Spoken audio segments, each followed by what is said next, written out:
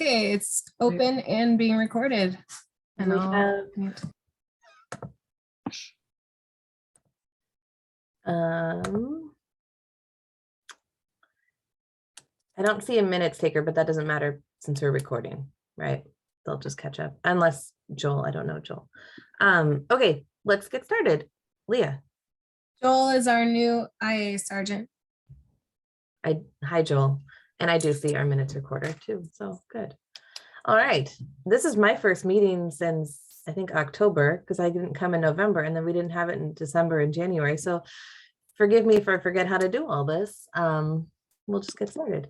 So for the agenda and materials review, we are going to make a change to the agenda. We don't have a training tonight because the person who is going to do that is unable to attend. So we will, I think, Leah, you said we'll do that next month. So that'll be just rescheduled for those of you who are watching. It's going to be about a Q&A with the president of the Eugene Police Employees Association. So that'll be next month. I move to do the agenda and materials review, minutes approval, comments, public comment, and then do case one. And then maybe depending on how long that goes, we can decide after case one if we want to just keep going or take a break. Does that sound good to everybody? And maybe get out of here kind of early. After case two, we have auditor report and closing comments. So there should be a relatively short meeting. Do we need to like move and approve the agenda change? No, Bernadette? Well, I just didn't know if Leah would prefer to do the auditor's report at the beginning, just because she's kind of having some vocal tendency issues. If she would prefer to just give that at the beginning rather than waiting till the end, but I guess I would leave that up to her. If she would prefer it at the beginning, I'm fine with that, but. I'm fine with going till the end. I think I just exerted myself. So Okay, thanks though. sure. All right, so does the agenda sound good with the Yep. changes that I suggested? Okay. So minutes approval, are there any additions or clarifications or corrections to make to the minutes of November? It's a long time ago when I wasn't there. We do have to move to approve these, right? I move that we approve the minutes as submitted. I'll second. Thank you both. Just a show of hands if you approve. I'm going to abstain since I was not present. All right. Comments from board members and commission liaisons. Maybe I will get started and use this time to introduce Rob and Lindsay. These are our two new, what are you, assistant auditors, interim deputy auditors? Is that right? Is that good enough? Associate. Associate auditors, and they are working together, and I'm really happy that they are here. I'm sure Leah is also very happy, and Vicki and Beatrice to have the support that they're providing. We'll hear more from them maybe in the auditor report or throughout the evening. Are you already investigating and doing, did you hit the ground running, Robin, Lindsay? A little bit? I'm going to say yes. You can go first, Rob. Sure. Yeah, Leah put us right to work. So she has a backlog because she's been short staffed. So Lindsay and I are diligently working to catch up on all the file reviews. Good. One thing, I don't really have, oh my gosh, my computer. Okay, I don't really have anything personal to say, but I will remind Michael and Bernadette that your terms are up this year. So reapply if you care to do so. Do not forget if you do care, because that happens sometimes. And then we will have one opening in addition because Bill, I think you're moving away. Is that what you told me? So no longer. Yes. Okay. And I'll be moving away in the summer. So you're going to be with us for a while. Yeah. Hopefully through June. Yeah, good. So that is happening soon. I think that's usually February, March that the city boards and commissions are taking applications. So tell people to apply, encourage people who you think would be a good fit for this. I always reach out to a bunch of people and hope that they apply. Also, next month, we'll be doing our liaison election. So we'll have a police commission and see, it's been so long. What is the other one? Human Rights Commission. Those positions will be, we'll talk about who wants to do that. That's all I have. Oh, I should write down my order of people. So Carolyn goes first. Let's go to Michael. And then I'll put the order in the chat. Yeah, so now we're doing liaison and statements. Police Commission does it differently, so I always need to check. Okay. So Police Commission has met twice since our last meeting, I believe. The December one is foggy in my brain, but I know that the January one was on. We discussed at length the stops data that this board looked at, I think, earlier last year, and there was, yeah, it was a long discussion and a lot of questioning of the statistical models. I think we ended on like a understanding, or at least a tentative understanding of what it all means. I think otherwise there hasn't been a lot that I would say is relevant for this group. Yeah, it's good to see you all again. I put our turn order in the chat, if you can see that, but it'll be Carolyn, Michael, Bernadette, Clay, Bill, Allen, and we'll just rotate through that as we go this evening. I was trying to find when the application process opens and when it closes for the boards and commissions. Maybe Lindsay or Rob can look that up while the rest of us are giving our little reports. I'll just put it in the chat for you. Okay. I appreciated the 2 months off. It was nice to like have some like downtime from the pressure of just constant. But then when I got this case, it was kind of nice to be able to get back in and start reviewing things again. Obviously a little disappointed that we're not at the point where I think we had hoped to be with some cases to be able to present to us this month. But these are, obviously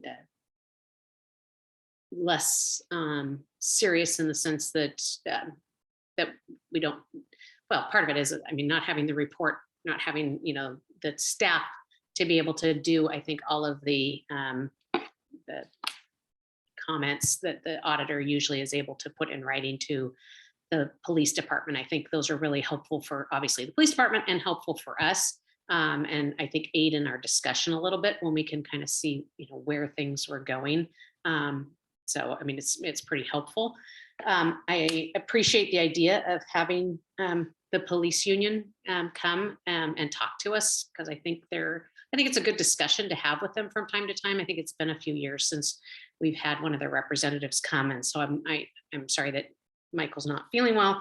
And so I look forward to when he's able to come back and have a chat with us so we can present some questions. I'm hoping at the end of all of the board members making our comments that we can have an opportunity for Lindsay and Rob to maybe introduce themselves and give a little bit of background as to who they are and why they are doing what they're doing.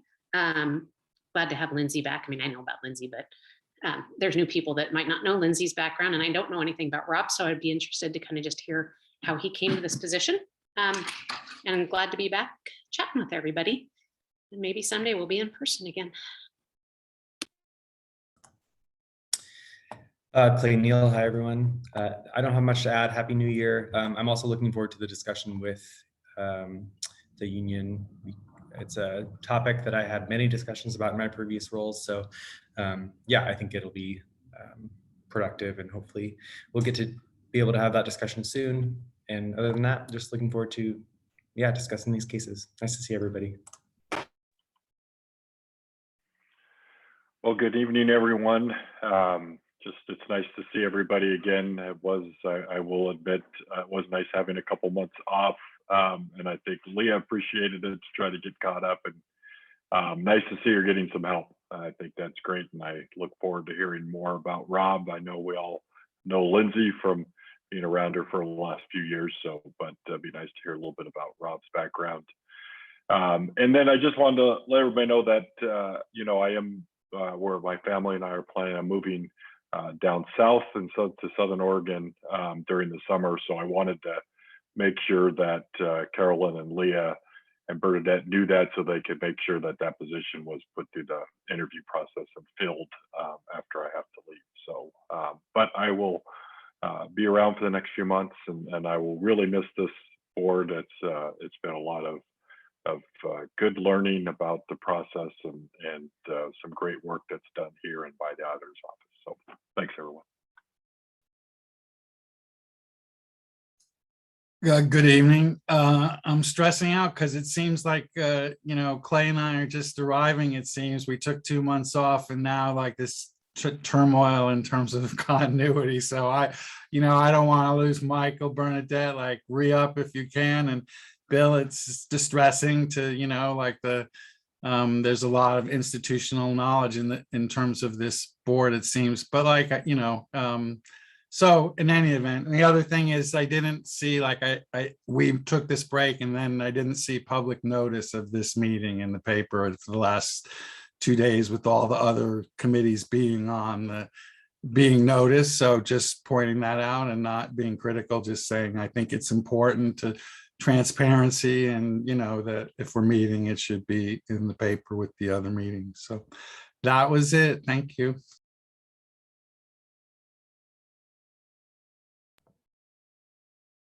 All right. I already introduced Rob and Lindsay, but Leah also asked me to introduce Joel. We know Ryan. Ryan is one of the internal investigations sergeants. Is that right? I never remember the words. And then Joel is another one. Yeah, that's right. Joel is IA investigator, internal affairs sergeant, however you want to put it. I've been called a lot worse. So that's all good. Joel. Hello, yeah. Can you hear me? Yeah, yeah. Trying to figure out this Zoom system. Yeah, Joel Peckles. So glad to be here. Ready to learn. Glad to have you. I'm sure that having you with Ryan will be helpful to have too. So, welcome to our meeting. It's a fun time. All right, I think we can go ahead and go to public comment. It's like 1 minute earlier than it says in the agenda, but I think that's okay. Leah usually says the spiel, but I'll do my best. If anybody has public comment, you can raise your little virtual hand or chat to us if it's not working.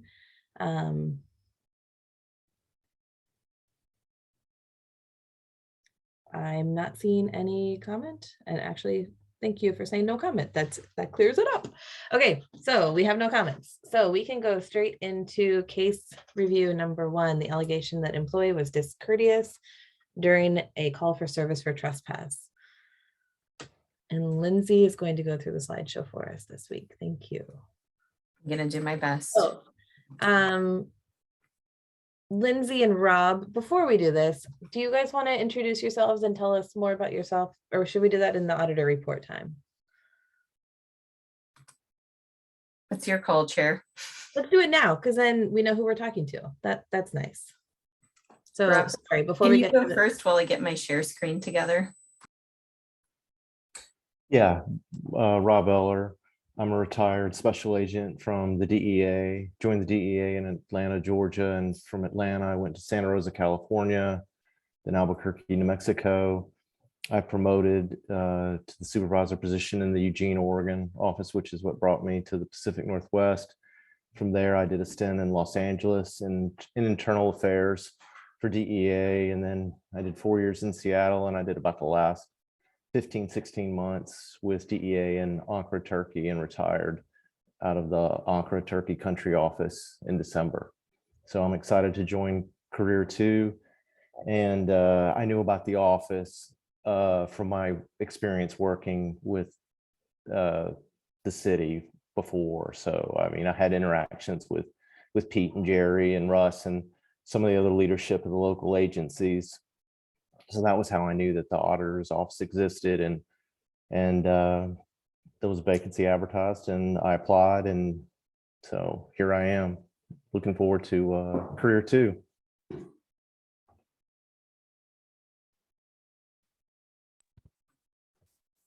And my name's Lindsay Fultz. I served on the CRB in the past and was police commission liaison, but I mean, a little bit about me. So I'm a Eugene native, although I've come and gone a few times. I served in the Peace Corps, if that's of interest, in Bulgaria. And when we came back to the States, decided to settle here in Eugene with my husband and now our family. I worked for the city of Eugene as equity and human rights analyst after finishing my master's at the U of O a long time ago. And then took a break, came back to the city and did a fair housing analysis in planning and development. And then I've spent the last 4 years working on my PhD in anthropology. I have my defense date set in April, so I will soon be done with that. But Rob and I actually both were, he was in Turkey and I was in Bulgaria when we were interviewing, because I was wrapping up my dissertation research in Bulgaria is where my field sites were. So yeah, it's been, I've had a lot of different interactions both with the city, with human rights issues, with the auditor's office, and just kind of a lot of different roles over time. And I'm really looking forward to this new position. And like Rob said, there's things to catch up on. We're kind of hitting the ground running, doing the best we can, learning a lot. Really appreciate all the patience that everyone is showing us with the learning process. It's a steep learning curve, but I think it's going well. I'm glad to be back with you all. I'm super thankful for your service.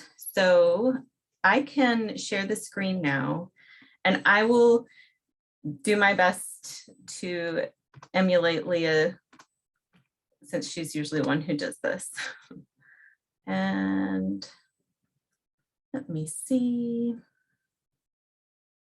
Sorry, I'm gonna do it this way.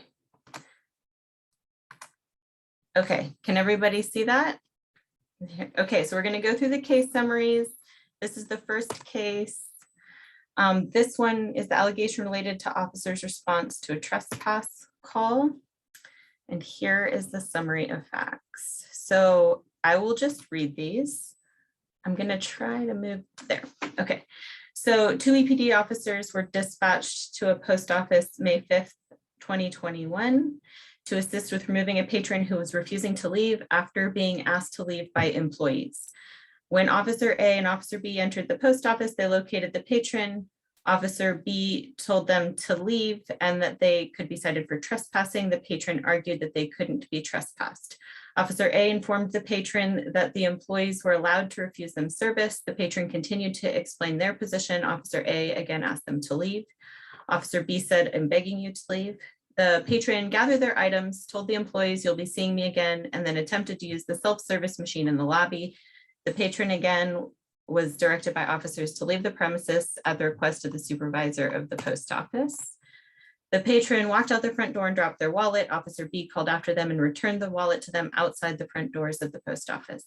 Once outside the building, Officer A and B continued to explain that if the patron violates the rules of the post office, they'll be trespassed. The patron disagreed with their interpretation of the law.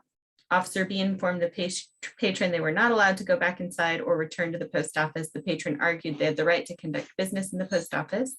Officer A engaged in an argument using a hypothetical situation with the patron, who continued to disagree. Officer A then took the patron's wallet, which was lying between the patron and the officer, and inspected the ID. The patron said the officer did not have permission to take the ID. After calling dispatch to run the ID, the officer gave the ID back, or attempted to give the ID back. The patron refused to take the ID back while accusing the officer of taking the ID. Patron refused to take the ID back from Officer A's hand while Officer A continued to wave the card in front of the patron. The patron accused Officer A of harassing them. Officer A told the patron that they could leave whenever they wanted to. The patron began walking to their car. Officer A approached the patron, who said that Officer A needed to stay 6 feet away. Officer A stated, quote, "You're off your rocker," quote, post that in reference to the video that the patron was recording of the incident. So the allegations were that the officer wasn't respectful in their interaction with the patron. So it's a courtesy violation. The adjudication recommendations is not exactly an adjudication. So Officer A stipulated the facts and therefore the allegation was sustained. And so the issues for CRB discussion are as follows. So it was a community generated complaint. It was classified as an allegation of misconduct. The policy that was alleged to be violated was 103.5.8, which was courtesy, and it was sustained. And so the materials that were provided for your review were the body worn video from Officer A and B, all the reports detailing the investigative process, the correspondence related to the complaint, including internal correspondence, the memo from the officer signed by Chief Skinner, all related police reports and dispatch records, and the courtesy policy. And so now I'll turn it back to you, Carolyn.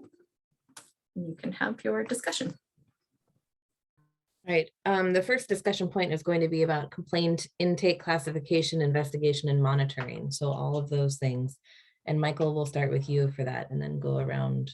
I'll repost the thing because it might have moved up in the chat a little bit too. Yeah, so I think this is the first time I've ever been first in the first round. So as far as intake and classification and whatever the third thing is there, I think that it makes sense. Courtesy seems like the logical classification. I don't see issues with intake, so that's what I've got.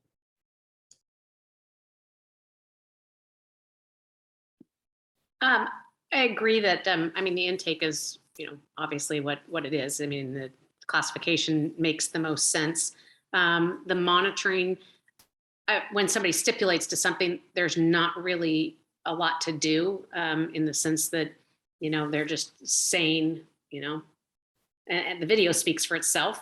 I think that's kind of what the officer was saying by stipulating to this. I wonder, I've forgotten, when I have paper, I do so much better at remembering to look at how long someone has been with the agency and what experience they have before.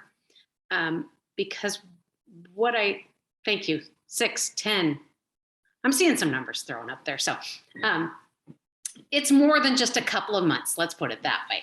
14 years of employment, 8 years on the unit. Okay, thank you. Because as I was listening to some of the conversation, that there's officers that can talk to people and really have a conversation with them in the way that the person is talking. And this was not a situation where an officer should be talking in that way. And I think what struck me as I walked away from it and thought this sounded like a conversation with a campus security officer as opposed to a city police officer. Now, I don't work on a college campus, so I don't know if it might be different, with there being a police department now on the college campus, but there's a different level, I think, as you go from, a security guard up through the different ranks to police officers. And so I guess what I was hoping to have the conversation with, the union is kind of what kind of training, do they get with regards to how to converse? Because I think, we've seen cases where, the conversation has not gone well. And this was a situation where it wasn't that the conversation didn't go well, it just wasn't appropriate. It was just the way it was said and the things that were said were just like, they just didn't need to be said. And so I appreciate that, the monitoring was what the monitoring was, because there wasn't a lot to monitor, but there kind of wasn't any place else to kind of make these comments that it's like that. What I needed to say about this case, I thought this was the time to say it, because I don't feel like there's a lot to talk about here because it was stipulated to, which I find interesting. It's it's not necessarily an admission, which we have had a couple of officers do during the course of an investigation. But I guess it's probably the closest thing that we get to it by just saying, I'll let it stand for itself, and not try to discuss why they took the action that they did. So that's all. Yeah, I don't have much to add. In terms of intake, I think, it's always good to see that someone from the public can make a complaint if they feel like they need to, and that it will be followed up on. And so I appreciate seeing that process in both cases that we're going to look at tonight. And it seemed like everything was handled appropriately after that. I do think that is the appropriate policy to have looked at. I don't know, not knowing the policy as in depth as maybe I should. I don't know if there are other opportunities there. I agree with Bernadette that there's some potential training for all police officers as they go through their careers in this regard. Communications training is, I think, one of the best opportunities for improvement. And it's clear that they deal with a lot, and with a lot of people who aren't great at communicating toward them. And so as a normal person, dealing with that is, you're going to deal with that how you do, but we expect more of police officers. And so they need to have support to be able to deal with that how they can. So yeah, so far I don't have, that's it. I'm done.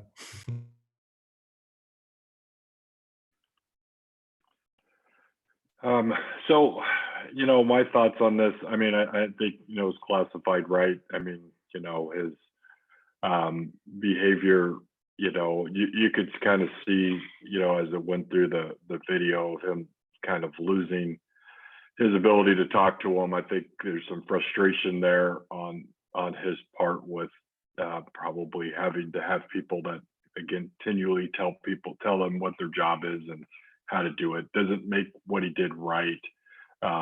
But, I look at that, and just sort of view that how hard that must be every time to get somebody who wants to sit outside there and argue with you. And I've always wondered, and I think it's probably a better conversation in our next piece about training, but how long do they have to stand there and listen to somebody argue with them or tell them they don't know what they're doing before they can walk away or do something different?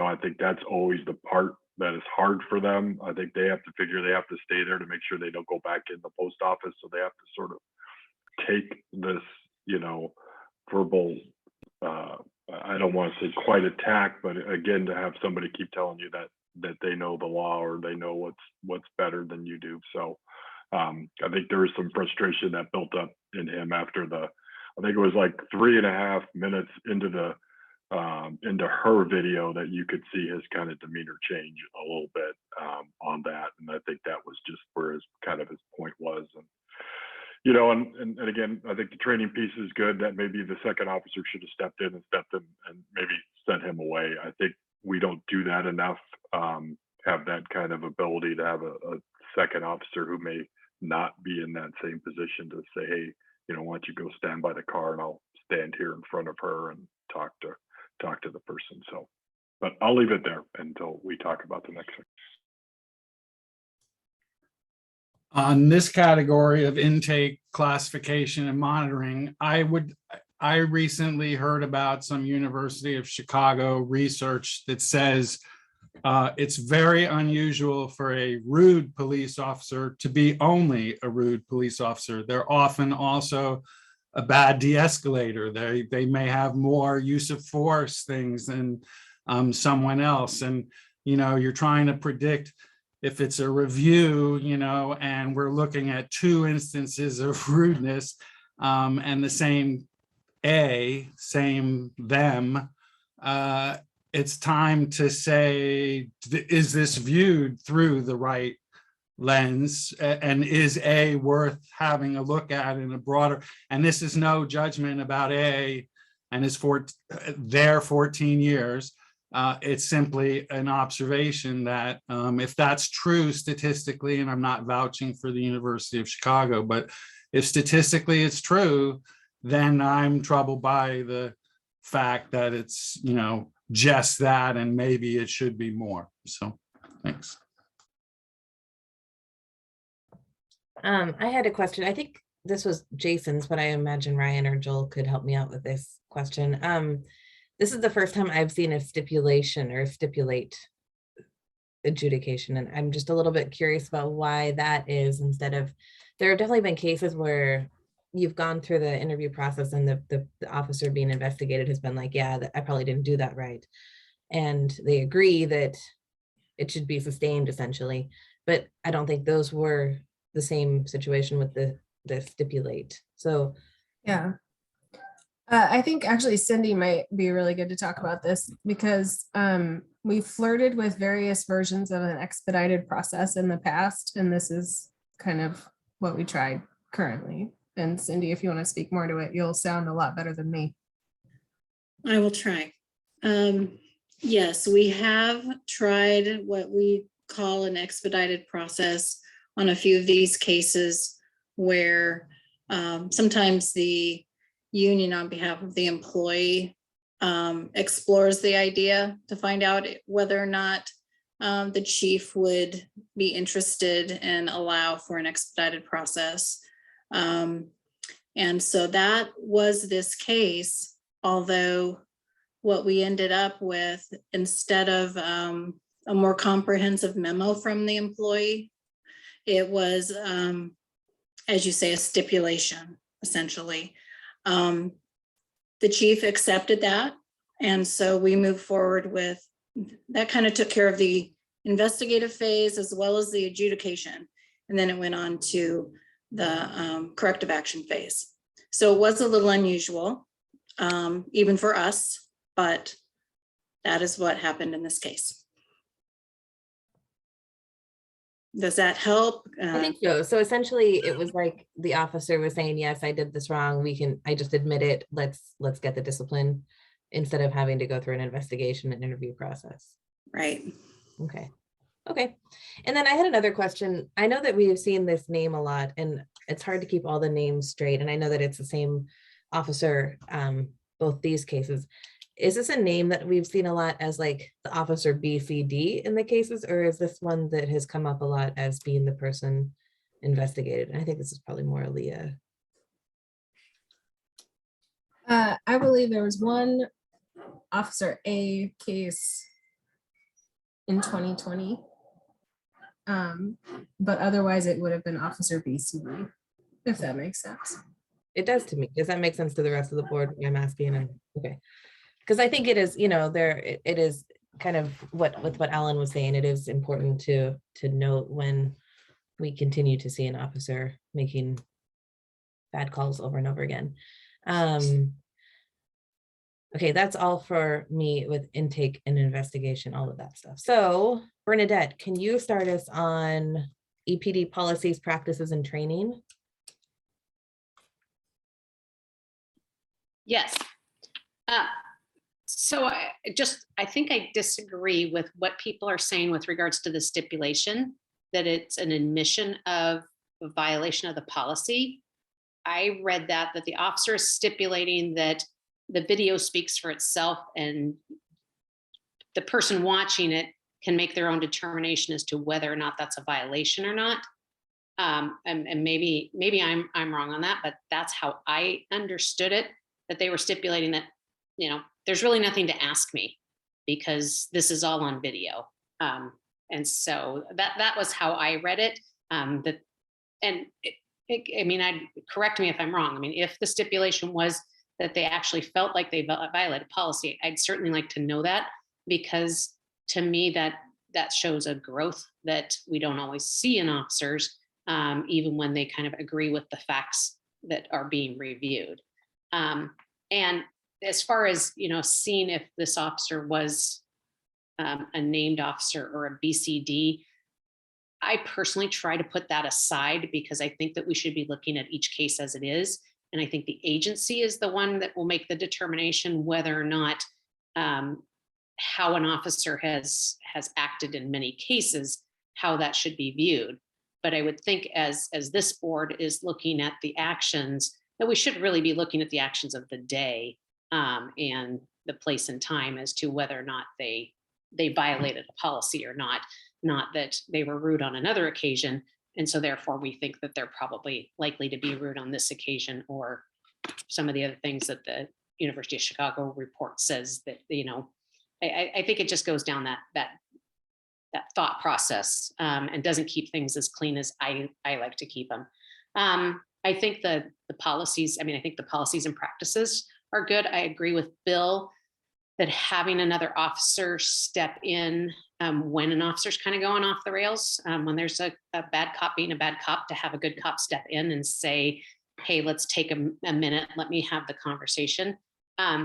I wonder what the policy is with regards to, because the complainant was talking a lot about that they were not trespassing, and the terminology or the definition they were using for trespass was certainly one definition for trespass, but not the definition that I think was being used by the post office to remain someplace after being told to leave a place of business, whether that's a government place or not. There are people that are trespassed off of public school campuses, you know, at any given day, and they aren't allowed to come back in, and those are public places. So, but I just kind of wonder why the officer didn't take the time to maybe define what the trespass was, because the definition used by the person was different than I think the definition that the post office was using and the officers were taking the person out for. So I think having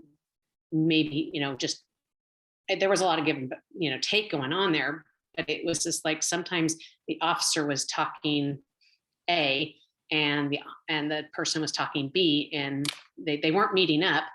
They were just kind of taking their own tracks. And so I think that might have been helpful. Probably not. I think this was a person that was there to make a stand on something. And so it was a management of the person taking the stand that they were taking, whether you agree with it or disagree with it. But I think either way, it could have been handled by just maybe starting with what the definition of trespass was that they were being asked to leave under. I'm going to jump in here just a second because I see that Jose showed up, and I want to make sure that Jose knows where we are and what we're talking about. I did put it in the chat, the new order with you added to it. Do you see that?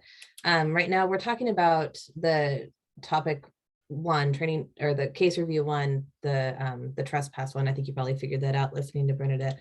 And we're on the EPD policies, practices, and training section of the discussion. But when it's your turn, please feel free to also talk about the complaint intake classification. Good to see you. So, but next it's Clay. Hi, Jose. Welcome. I think that this case really just goes to communications and other training related to interactions with the public.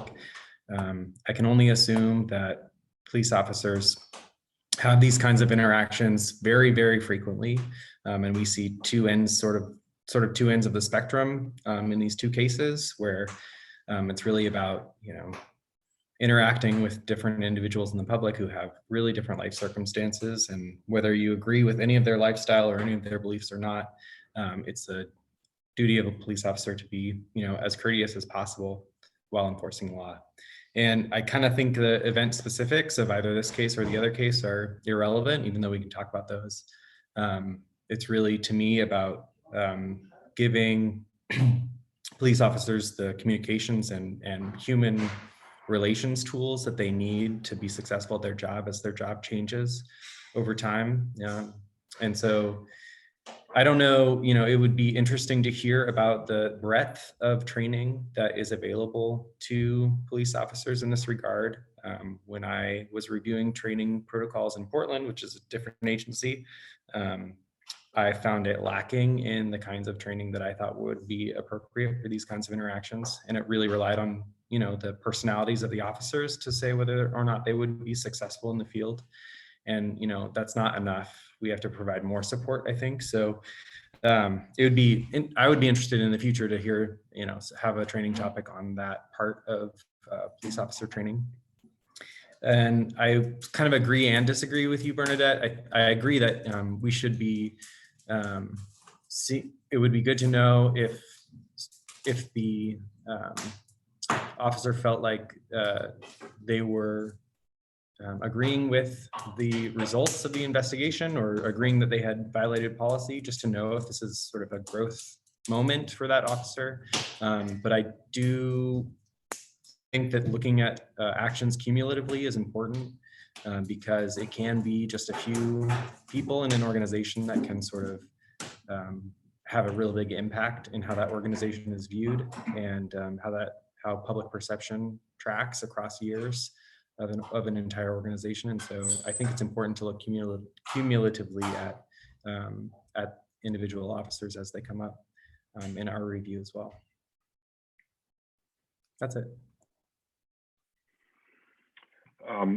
So, I think the policy is clear on the expectations of officers out there, and I think the procedures, I think that's where I think, as I said earlier, is that I think there needs to be the ability and maybe the coaching of people that, when to step in and when to, another officer needs to take over a call in this, because again, you could tell when, at least in me, I could see through these videos of when he started to change his demeanor after so many minutes of again listening to this.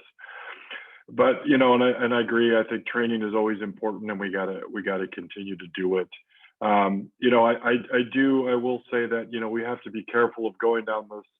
That we see two instances where an officer has had complaints against them. That we're suddenly making it that this 14-year career is now a real concern of the department. I think we need to look at this in totality.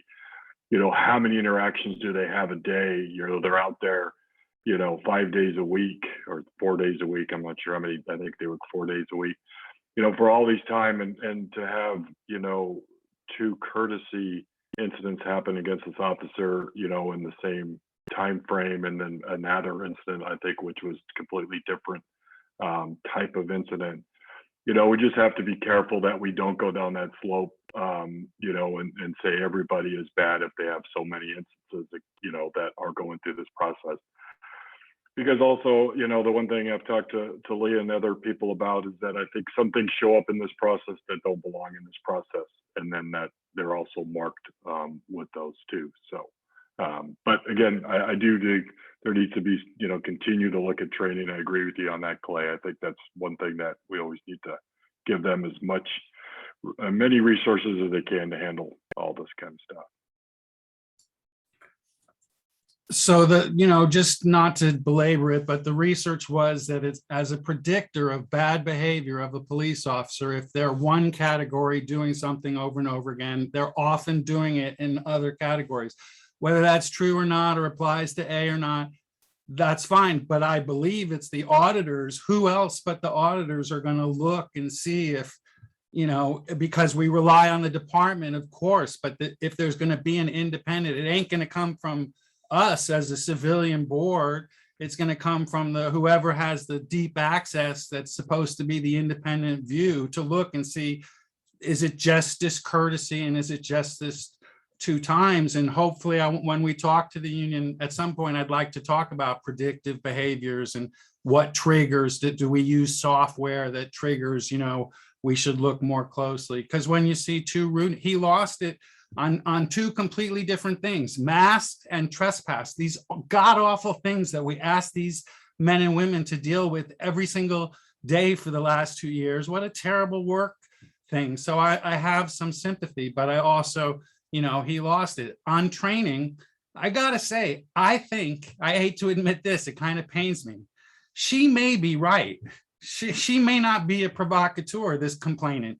The complainant was trying to mail a package and do commerce at the United States Post Office.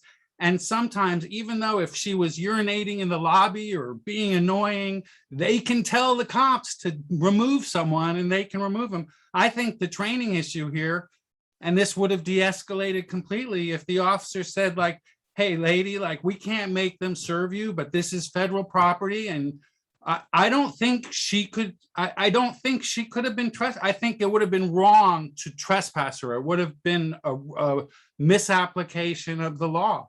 And I think training, I think it implicates the idea of, are they trained to say sometimes like, hey, they're mostly trained to resolve and not leave it open. Don't leave a domestic without taking someone if you know you're going to come back. Don't all this like resolve the situation. Don't leave it open. And I think we had that situation here where they could have just said like, you could stand there all day. They're not going to help you, but you know, I'm not going to arrest you. So I think that's the training issue.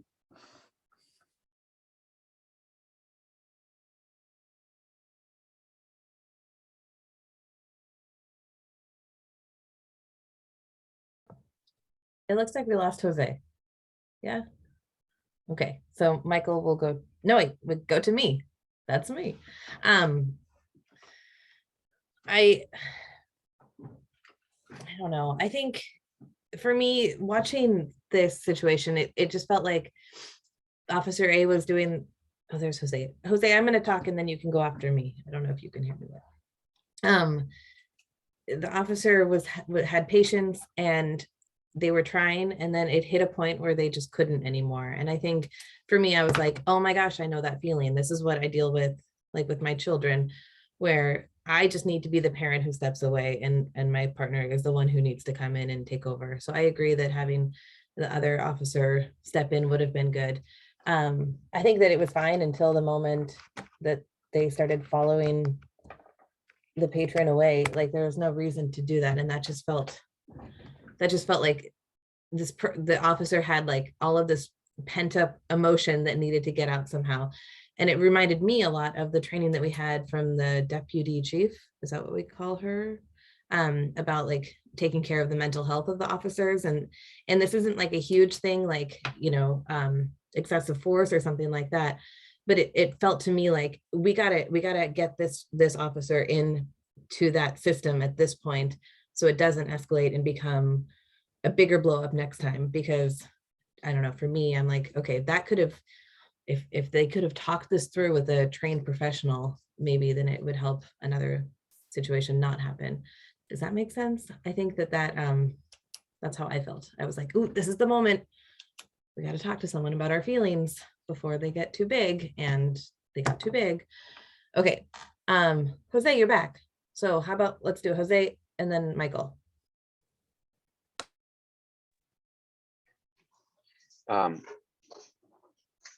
Thanks for having me. Sorry, I disconnected. Life's little snafus. Also showed up late today. You know, as we're 3 years deep into a pandemic now. Also, Lindsay, it's nice to see you. I did not expect to see you. I'm so happy that we get to have you around. We're three years deep into a pandemic now, and stress and big feelings are acute for people who work in public service positions. My wife's a teacher. People who have to be at work, who have to be out in the public these days. I don't know. I'm considering that now as I view these interactions.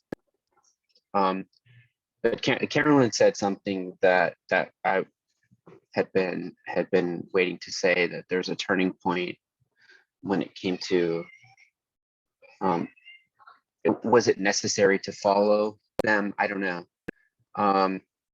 These cases, to me, this one, you know, turns on whether this interaction is isolated, and you know, whether it's about the expectations we have for our public employees, whatever kind of situations they're in. And I was also thinking about the deputy chief's wellness initiative as I was viewing this case as well, and thinking that to some degree, I wish that the labor conditions for teachers right now were a lot better, and I wish that the labor conditions for police officers were a lot better. So if I want to frame this positively, I think that we need to attend to the working conditions of police officers right now, who are dealing with acute amount of stress in an already difficult world that we live in. And I just want to know if it's possible or if this is appropriate to think about this within the umbrella of this wellness initiative, and how to get officers the help that they need under the demanding working conditions that they're experiencing, so that this doesn't happen again, because this is not something that we want to have happening, especially if it's not isolated.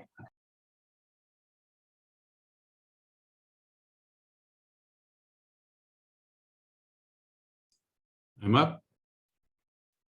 Okay. So we're looking at policies, practices, and training. So I looked at the policy at the end of the file, and it's very clear. The policy is very clear that on all occasions, in the performance of their duties, after identifying themselves as an employee of Eugene Police Department, be respectful, courteous, and considerate toward the public, their supervisors, their subordinates, and all other employees. I mean, it's a pretty broad sweep, and it's a hard ask. And as other people have said, I definitely feel for the difficulty of this situation. It looks like it was a stressful situation for everyone involved. But it falls clearly within the policy if they were not courteous.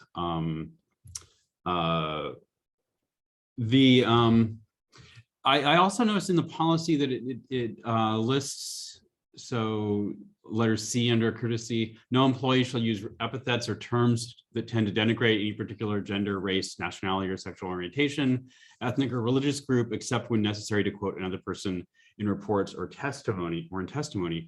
So I noticed that the disability status is not included there. And because there were comments that whether seriously or not implied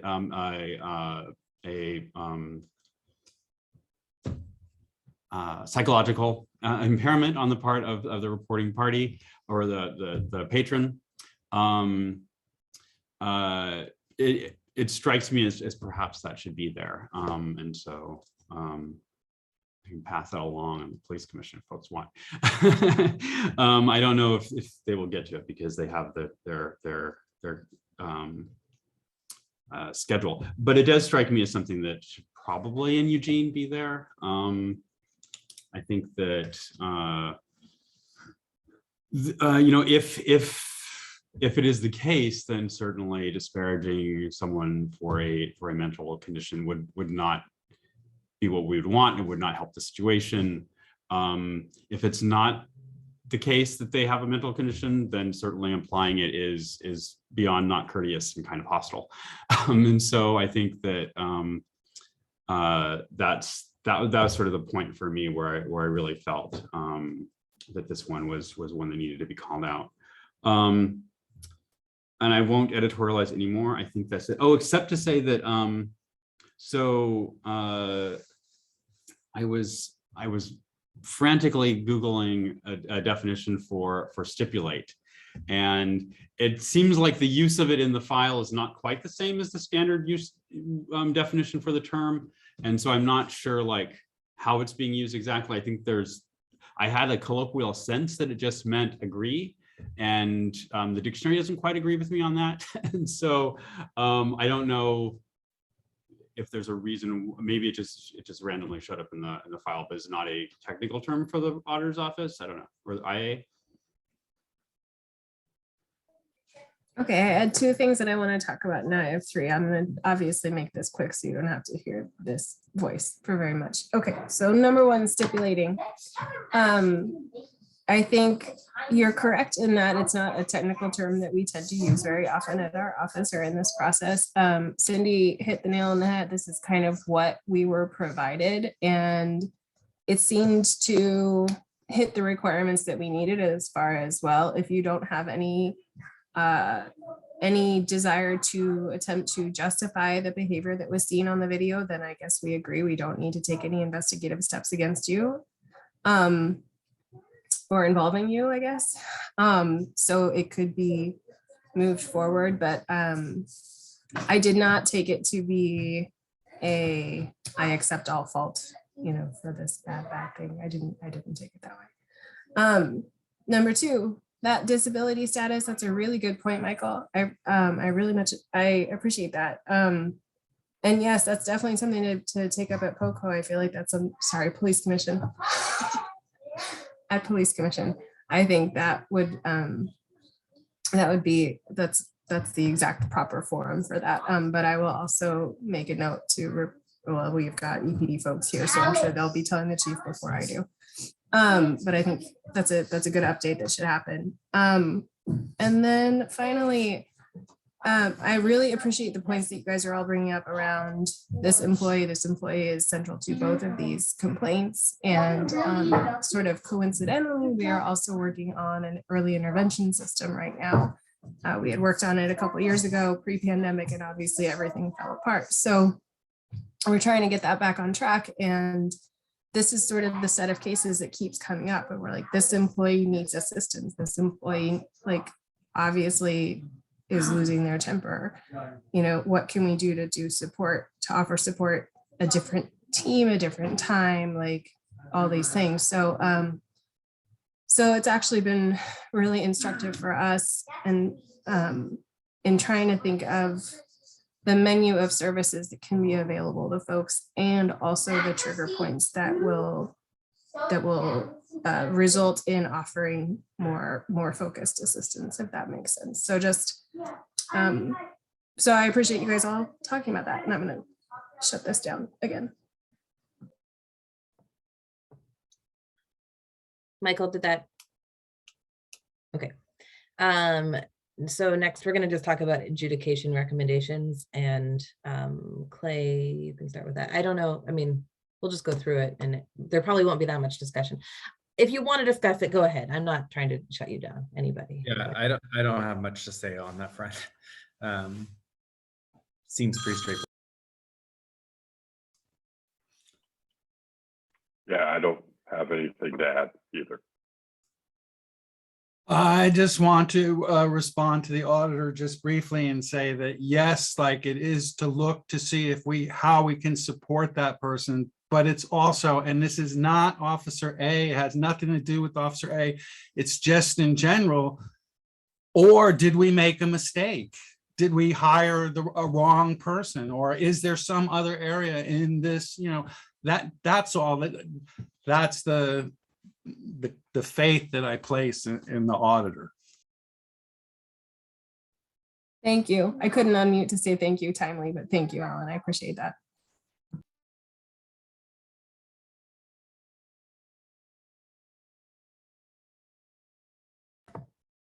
Jose, you go after Alan.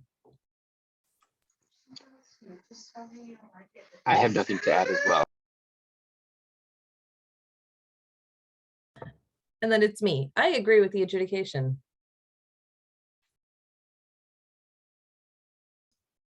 And I agree with the adjudication so far as there is an adjudication. I think that just to chime in a little bit on that. So, most police officers don't receive complaints, the majority. And so since most complaints do concern a small percentage of police officers, when an officer does have multiple complaints, particularly sustained ones, I think it does, it is worth paying attention to. And I think that is a legitimate role for this body and for the auditor's office. I agree that it is good for us to see when there's repeat instances. I think we still have to be careful that we're looking at each instance as a separate instance, and that we're not tainting what we see them doing in one thing into what they're doing in another, and letting the department make that decision about, what they're seeing. And, they may be seeing many more complaints that never rise to the level of the auditor's office.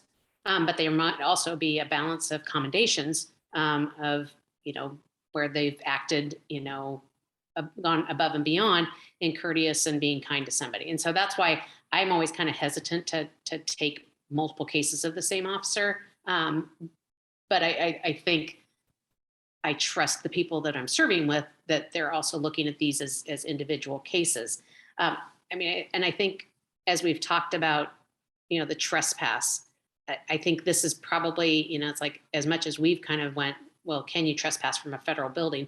My guess is the police department is asking their in-house legal counsel the exact same question. You know, what are the trespass laws? What rule can be in place that somebody can trespass from, you know, with regards to the mask mandates?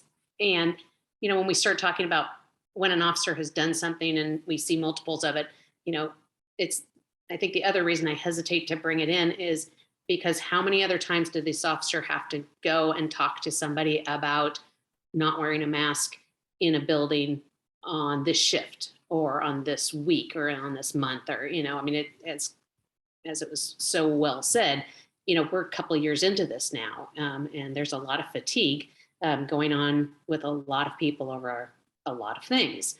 And so I think I agree with the adjudication. I think all of the videos show exactly what's going on. I think if there was one takeaway from it, it's how does Officer B step in and say, hey, let me handle it from here.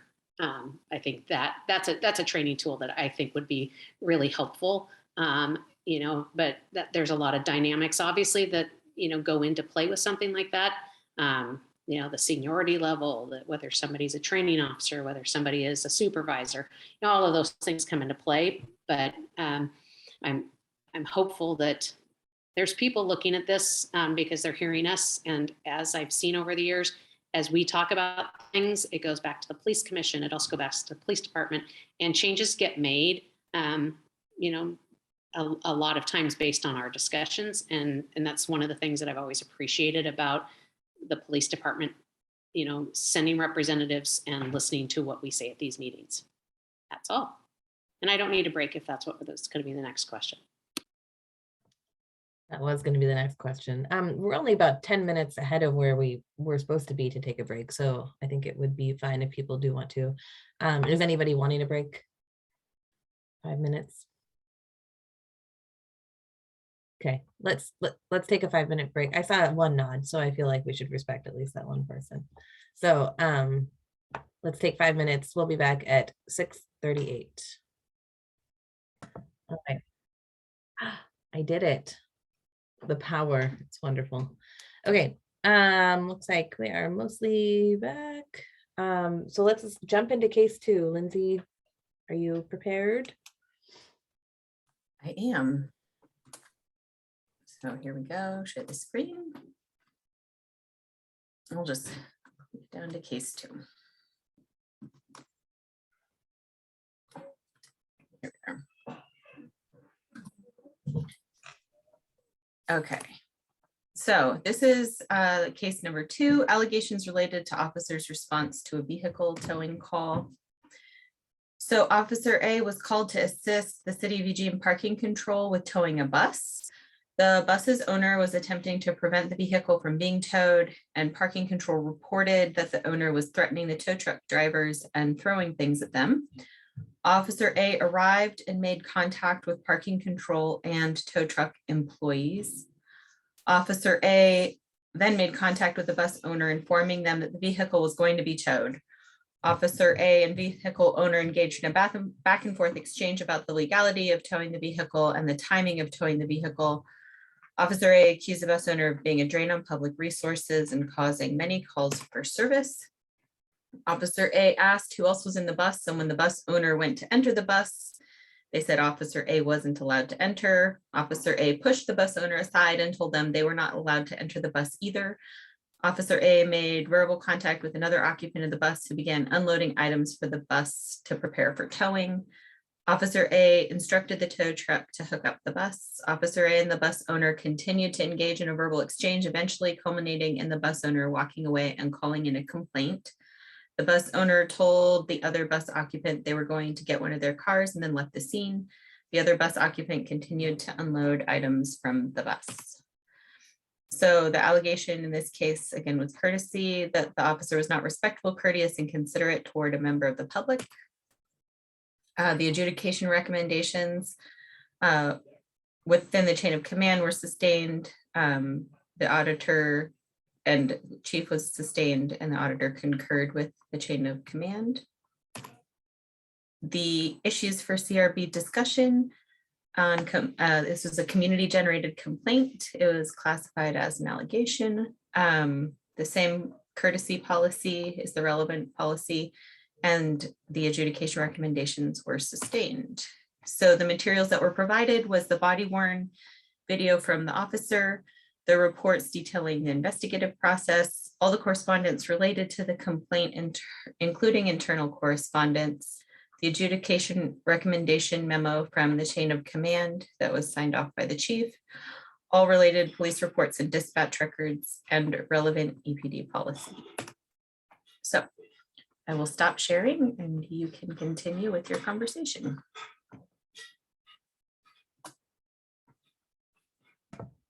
All right, we're going to continue with the same order. Bill, I don't know if Bill is here. Bill would be starting. I am here. Sorry, didn't turn my video on. So complaint intake classification, investigation and monitoring, please.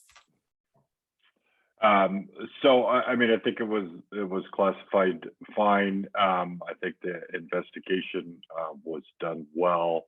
Again, I think we have an officer that was frustrated through parts of a conversation. You know, I will say that, and I don't know if this is the right spot for it, but you know, it did seem to kind of change, and the officer get back and was polite to the other person that was in the bus, and so sort of changed his demeanor after the first reporting party had left. So I think that was interesting, and also find it interesting when the complaint person is unable to get a follow-up interview or talked to by our investigators. That always bothers me, that person hasn't been able to be contacted, whether it's, I think the investigator tried and tried to several different ways to get that done, and the person just did not want to interact again, which I think is too bad in the process, because I think it's important for us to have that second conversation about the incident again. So. Well, from mass to homeless, like I said before, I agree. I'm agreeing with everyone else that's saying like they're being tried and tested, and it's a very tough environment, and it's a no-win. It's just a lose thing. So my comments are the same as the first one. And if I was an auditor looking at a second one and someone losing it, again, just completely going off the rails on courtesy, discourteous for sure. I would just say like, okay, is this the only thing? And is this, you know, I don't know if monitoring only encompasses the complaint, or, you know, whether I'm envisioning a more expansive role for the auditor than really exists. I might be making something up, but if not you, who? So, all right, thank you.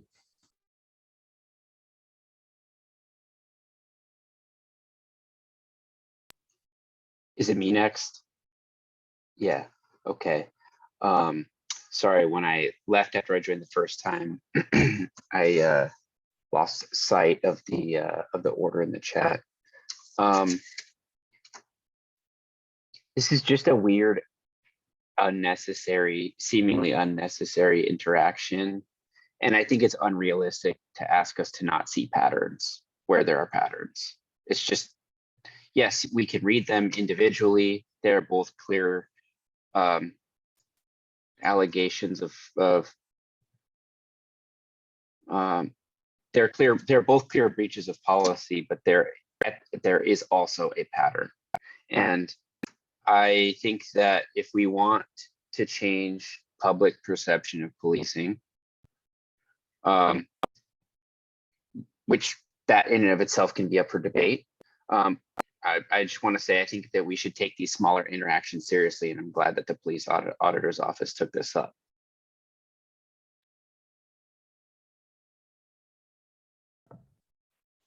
I agree. I think that it was appropriate to make it an allegation, and the investigation and monitoring were well done.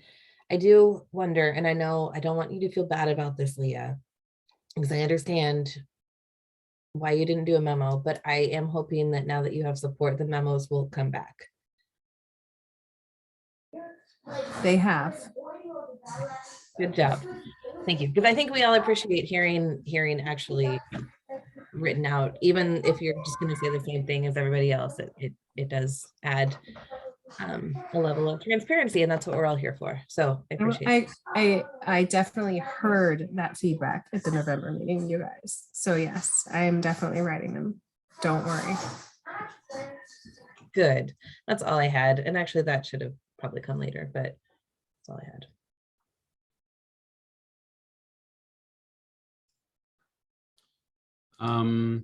Me next.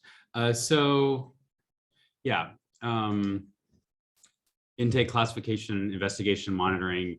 There is more of an investigation this time. It looks thorough. I appreciated the documenting of the steps taken to locate the reporting party, and it seems like a more than reasonable effort was made, and was not able to make that contact. I think that the classification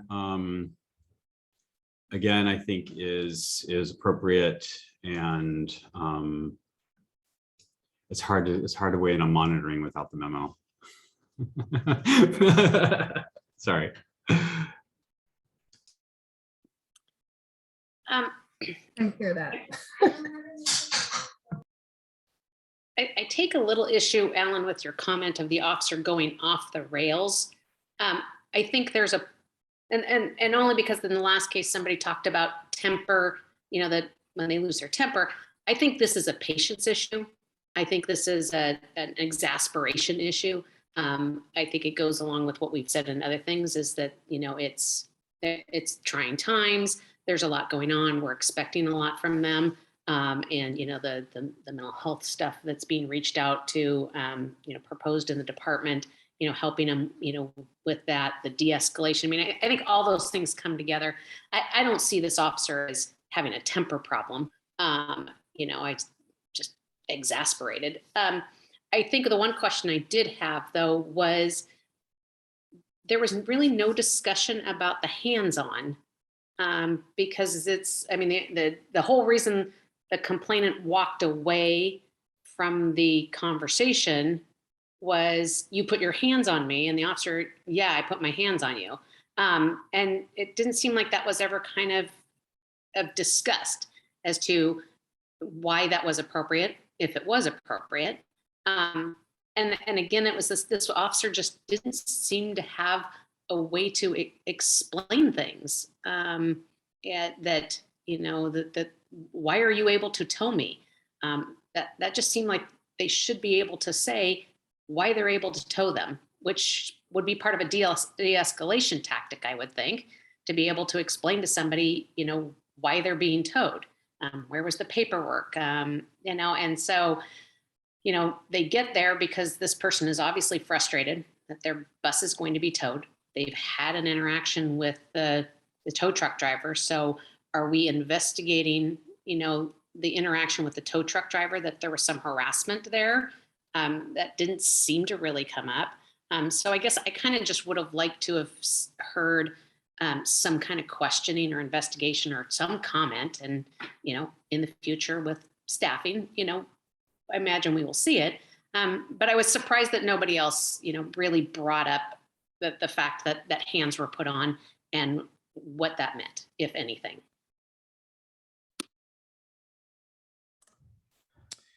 Yeah, for what we're talking about now, I agree with what's been said already. And Bernadette, I agree with you that was striking to me in the investigation, that wasn't made. There wasn't a bigger deal made of that. I don't know, it wasn't aggressive. It wasn't super aggressive, but it was the reason that it seemed like the reporting party got upset and walked away from the situation. So that would be the only thing, is sort of looking at maybe looking at a finer grain of how these interactions go and documenting that, and sort of having a conversation, whether that's in an interview or in the adjudication, about the steps that are observed that led to the challenging circumstances. And then I do think, you know, we all observed in the videos that the officer is capable of relating well to people and sort of looking out for the people that they're interacting with. At the end of the video, like Bill was saying, just, you know, having the care to seek out information that they could provide to the other person that was in the bus and living in the bus. I mean, for me, it was a really heart-wrenching thing to watch. I actually had some problems with the other officer who was recorded in the video and the comments that they were making while a person was standing, you know, emptying their possessions off of the place where they're living on the street. And so it's just a really challenging circumstance and obviously frustrating for the officer involved. But the intake seemed appropriate. It's nice to know that anyone, including people who may not be currently housed, can, you know, submit a complaint and it will get investigated. And I thought it was handled well, aside from sort of looking into the specifics that Bernadette mentioned.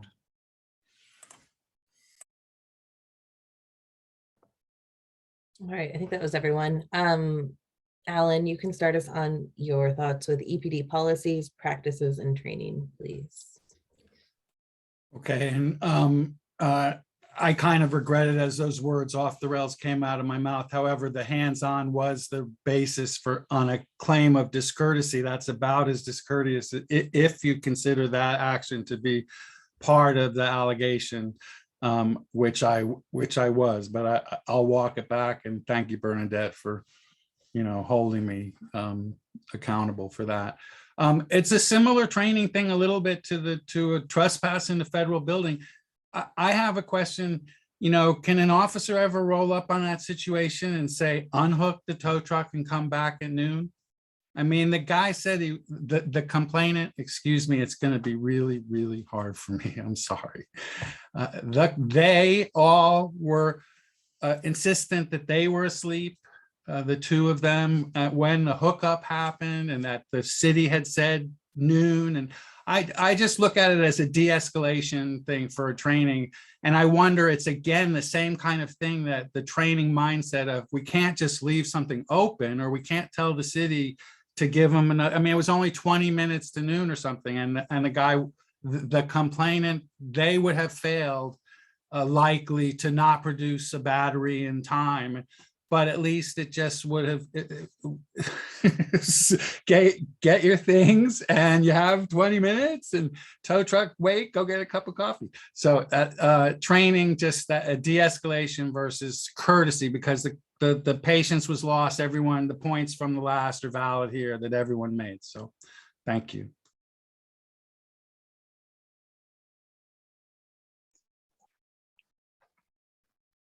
In a roundabout way, last summer we bared witness to some pretty serious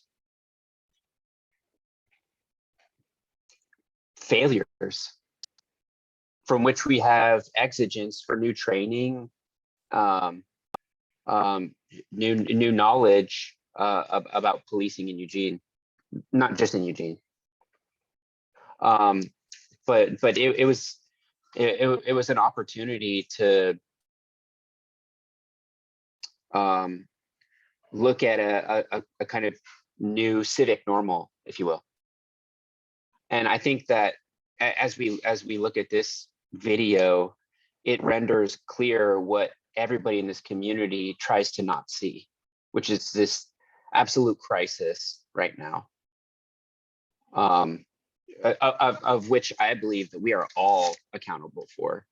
So, stepping on the lower end of the soapbox here. Yeah, perhaps this gives us reason to believe that there are new trainings, that there is greater need for stronger wellness initiatives, and just greater need for thinking about how policing happens with this new civic normal right now. I'm not saying that I have the answers, or that I expect officers or administrators to have the answers either, but I think we have exigence for thinking about training and dealing. This is a situation that I have a lot of questions about. I think Alan, I already asked the question. One of the questions that I had, like, can we? Who has the authority to do this? To do the unhooking. I had questions about the Oregon mandate and what the laws are around this. Yeah, I have a lot of questions, but I don't want to take up too much time. I think kind of continuing what Jose was saying, it occurred to me that this would have been, oh, Ryan, I see your face, but maybe I'll ask a question and then you can hop in because it's the same thing. It seemed like a cahoots kind of situation to me, that would have maybe been a more appropriate contact to make with these people rather than EPD. So that's a question, maybe piggybacking off of that, about when it's decided to be a police officer rather than cahoots in a situation like this. Sure. Yeah, I was listening to you guys talking. I was just wanted to throw some information out there for you just to kind of consider.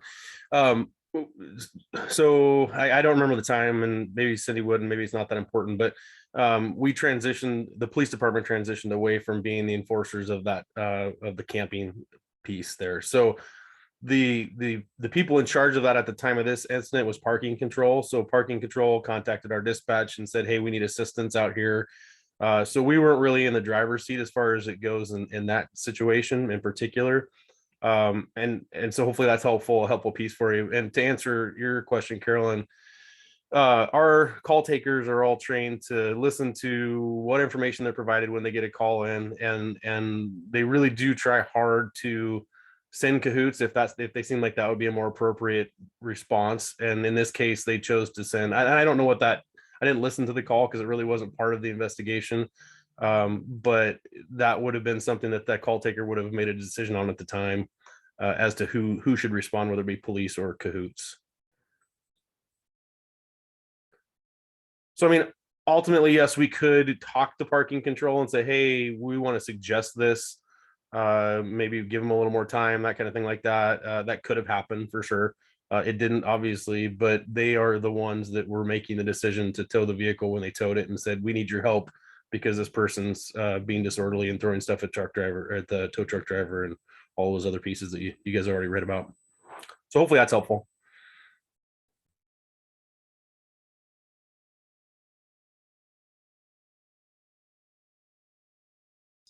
Are we moving on to me now? I'm not sure. We're just muted and I didn't know if I was next. So, there's a lot of policies for EPD that I wish were more precise and more explicit. Courtesy is not one of them. I mean, number D, employees, or letter D, employees shall use tact in their actions, control their temper, exercise patience and discretion, and not allow themselves to be provoked by the actions of others. I mean, I can't do that. But it's a very clear policy.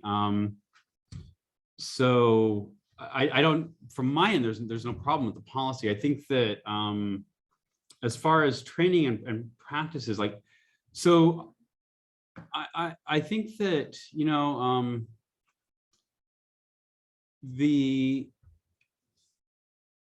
I think the question of patterns does concern me, this officer aside, but just I wonder if the presence of patterns, particularly, I mean, this was 2 months after the previous incident of discourtesy. I wonder if that's what that might tell us, and it might tell us that there needs to be more emphasis on those refresher courses, those refresher trainings on de-escalation. It may mean that there need to be other kinds of interventions around employee wellness.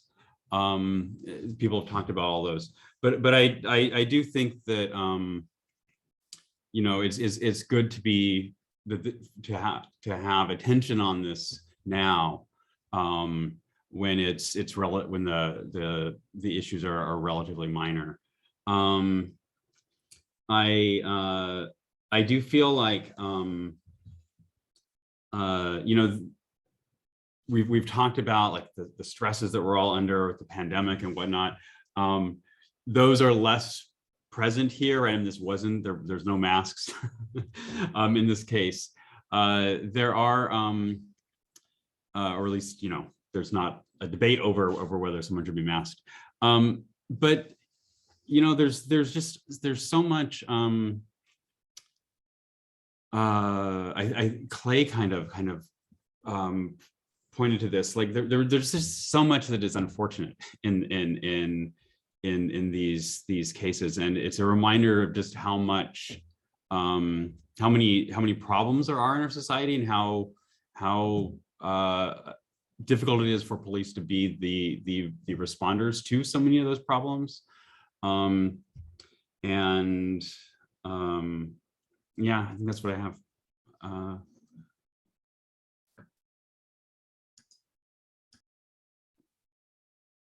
I don't have anything to add on policies, practices, and training.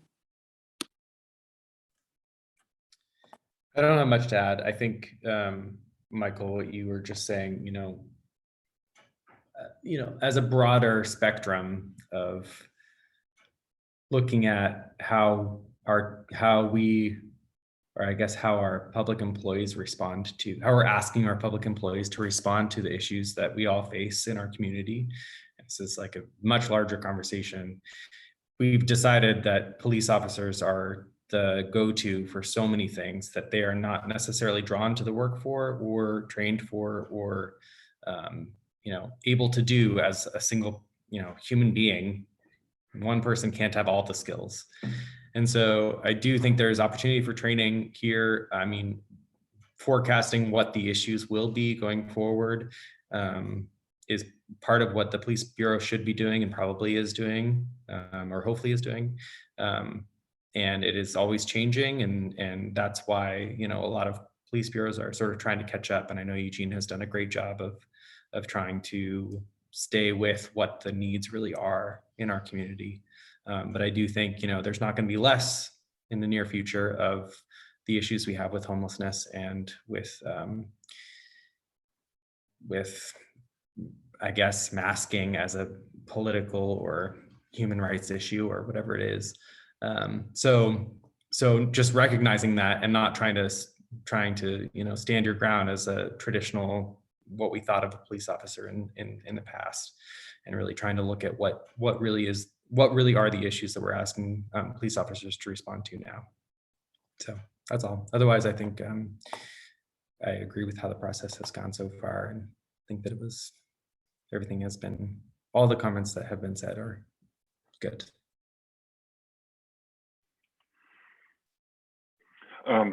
So I guess listening to all this conversation, I guess I just want to remind everybody, and I think Sergeant Nelson was saying this, but years ago, I think it's been a couple of years or more, that the city, all the homeless decisions about when a camp gets removed and car camping gets towed aren't on the police department anymore. They took those away, and that comes out of the city manager's office and them. And so this call was put in that the tow truck drivers and the parking enforcement said that these was threatening and to kill them, and so they needed a police officer there. So that's why they were there. They weren't there to decide to tow the car or to change or clean that street. That wasn't the officer's decision. They were there to keep the peace and do that. And the same was in the first incident. So I think we need to remember, I think we're starting to put, some assumptions that the police are making these decisions, and they weren't. He was just there. It wasn't his job the parking enforcer was supposed to, I'm sorry, I didn't mean to use the pronoun, but the officer's job wasn't there to do that. The parking enforcer should have told him, and which I think he did, and that was all done ahead of time. And so to have that have to be re-explained to him, I can understand was very frustrating for the officer. So I just wanted to say that, again, the policy is clear that they are to be courteous. They are to not lose their cool. The officers need to do that, and I agree with that. But we also have to look at, what this incident was, and that they're being called to do these things and what job they're there to do, and not assume that they can change that decision because the parking enforcer could have said, no, this is what the city has decided, all these need to go, and they've been noticed. And so to assume that they should have done something different, I think is a tough one for us to do, since that we don't know that. But again, you know, I know the department has been very good on training, and I agree with everybody that, you know, always got to keep looking at that and seeing if we could do it better. But you know, I think this is just one of those, I think there may be some help that maybe need to be given in this circumstance. All right, Jose, can you start us off with adjudication recommendations, please? Sustain. I just want to add one more thing in response to Bill. That's helpful context. That clears up actually a lot of questions that I had about who's in control here and acting on what. So I appreciate that, and I just want to, you know, underscore my initial comment, which I think meshes with what you said, that I don't know, maybe this is too woo-woo for this context, but like witnessing unhoused members of our community in situations like this, I don't think it's melodramatic to say it's traumatic to witness it, let alone traumatic to be involved in it in any aspect. And I don't think it's unfair to see police officers as workers, and to think about their labor conditions, and to think about the kinds of situations that we're asking them to be a part of right now that are, I don't know, historically somewhat unprecedented with what's the amount of different kinds of things that are going on in our community right now. So I just want to contextualize my comments, if they, you know, if I'm coming off strong, that I think that we can dignify people on all sides of this, and is not an all sides of it ism, but I want to dignify the workers as much as the people who are unhoused, and figure out a way to see this as an exigence for more training. Sustained. I agree that it was sustained, and I don't have anything else to add.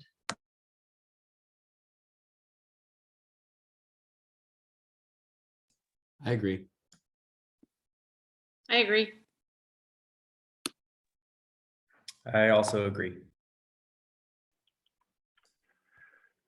So I agree, I guess, but I struggle a little bit with it. And like I said earlier, you know, his demeanor when, or I'm sorry, again, the officer's demeanor changed when the person left, the reporting party left, and then he seemed to want to help the other person in the bus, and wanted to make sure that, you know, that person got their stuff, and you know, let the tow truck drivers know that, and then went and looked to try to get information about where the other vehicles were towed and who towed them, and how to get her stuff if she couldn't get it all out of it. So, you know, that's where I struggled a little bit with it. But, you know, there was some interaction. Sorry, the officer's interaction there was a little difficult, and shouldn't have happened. But again, I like to see that it did change and go back to a more helping attitude. Oh, I thank you, Sergeant Nelson, for sharing what you shared earlier. And I take what Bill says earlier, but I also would note just that they have the same boss, you know, with parking control and EPD.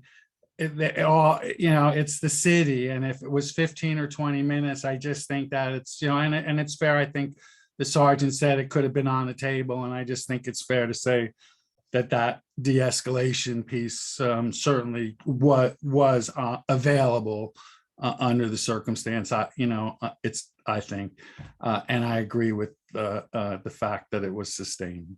Thank you. Oh, excuse me. That was everybody, right? We did it.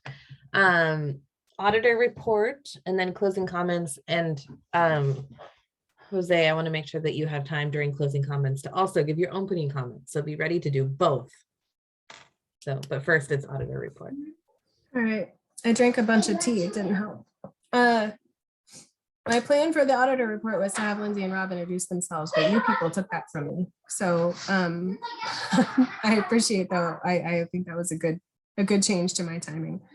I was going to have Beatrice weigh in on boards and commissions recruitment, but Carolyn also took care of that. So you guys have hit all my points. This is what I get for telling you my plans before the meeting. I do have a lot of other things to report on, but I frankly don't have the voice or stamina to do it right now. So my proposal, if you guys are open to it, is that I submit a written report within the next week.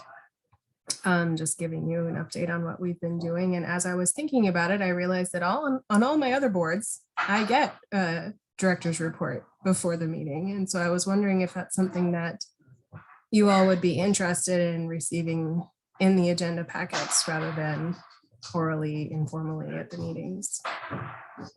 We could try it in March and see how it goes. Okay, all right, I'm happy to do that. So I will get you a little update on what we've been up to over the past time. And thank you for your patience with me as we figured out tonight. I had a quick question, and actually Lindsay might be able to answer this instead. But I noticed in the packets we got that there were closed cases for December and for November and for December, but not for January. Yes, I can answer that. And actually, I remember there is something I really want to tell you guys about. What that is essentially because we had sort of a flood of complaints come in at the end of January, and because I wasn't able to get them all classified before Vicki ran the reports, we figured we would hold off the January reports opening and closed until the next agenda packet, just so they could be complete. And then the other thing is, I'm so sorry, blame the COVID.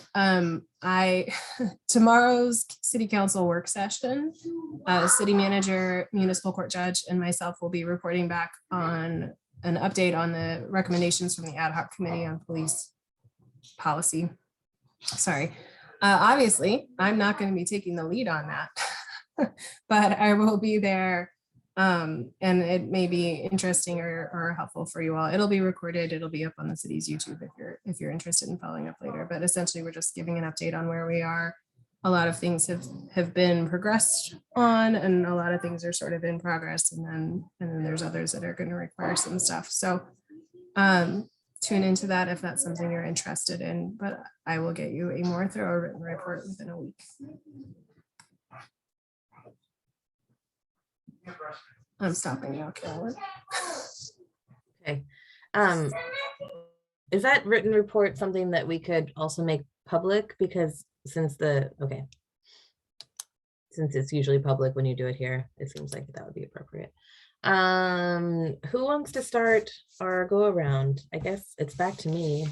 I don't have any closing comments, so it's back to Michael. I have so much trouble finding the mute button.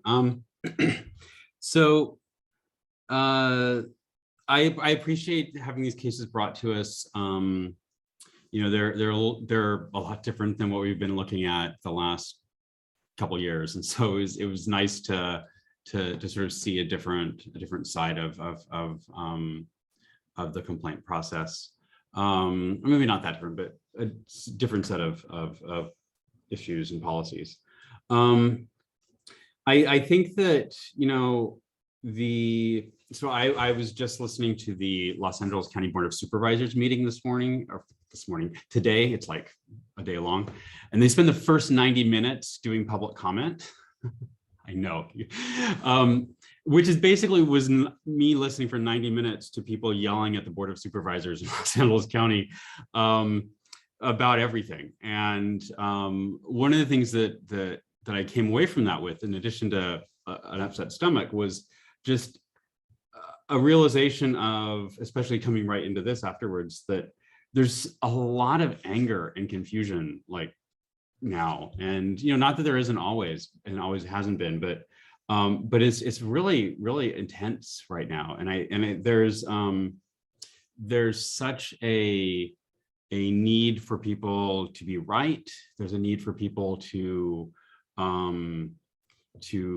assert themselves, to be in control. And police officers, as we saw in these cases, like are often in this situation where they have to, people talked about keeping the peace. They have to kind of essentially do conflict resolution, right? In the post office, out front of the post office, in the street. That's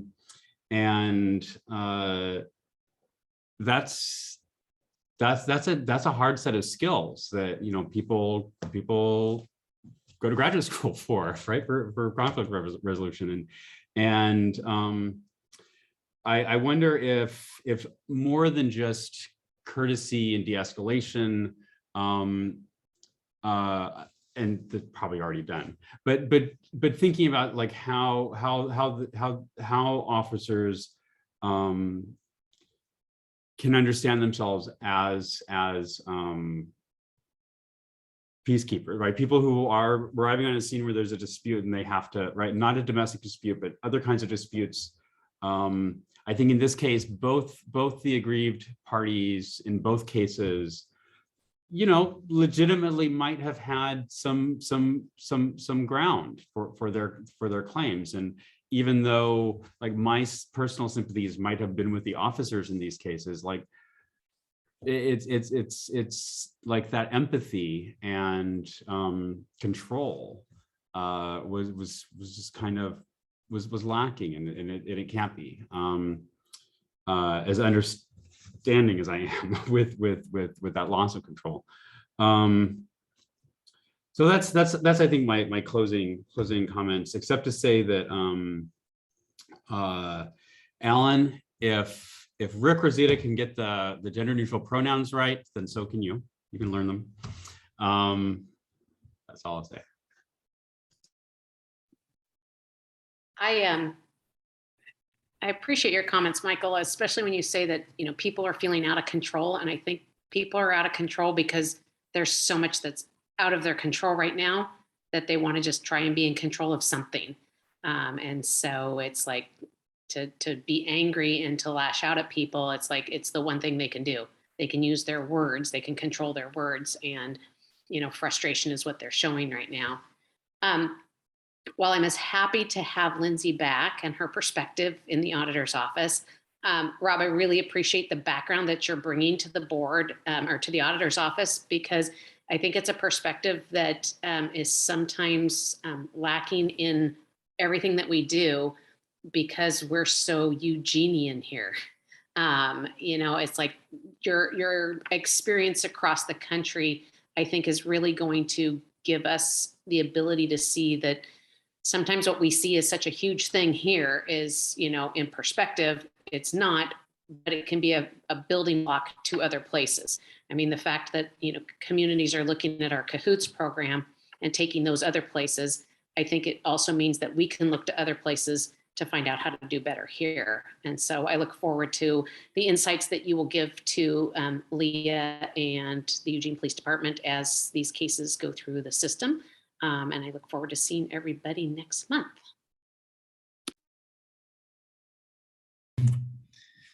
Yeah, welcome, Lindsay and Rob. It's good to have you on board. I'm glad for Leah and for all of us. Regarding these cases and closing comments that are related to them, I think, Michael, you kind of hit the nail on the head. We're asking police officers to be better people than all of us. So we got to provide them with the tools to do that, and then try and learn from the times when they aren't able to do that. And in both these cases, I think, the officer was frustrated, as any of us would be, and let that get to them. So that can't happen if they want to follow policy. And that's it. I don't have anything really to add other than thank everybody for tonight. Well, even through the ether, there are connections, because Michael, like, I was writing down the word pronouns when you chastise me. So I will absolutely do my best, and I apologize. And I also join everyone those are Lindsay, it's new. Lindsay and Robert is new to me, both equally, and the backgrounds are amazing, truly amazing. And so great that the auditor now has some assistance and help, and looking forward to seeing your work product. So, and also thank you all for not just my pronouns, but working on monitoring my energy. So thank you, please, thanks.